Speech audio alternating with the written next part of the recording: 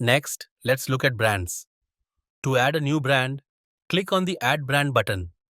Once a brand is added, it will appear in this table where you can view and manage all your store's brands.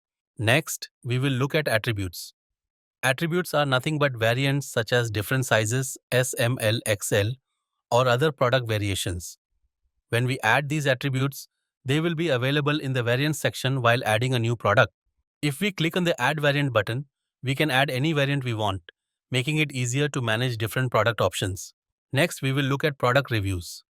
A product review is feedback given by customers on their purchased products. Here, the admin can see all reviews.